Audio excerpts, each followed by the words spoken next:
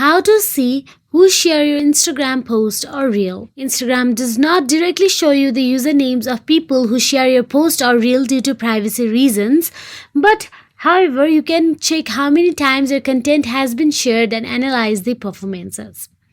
So firstly, make sure that your account is on creator account or business account.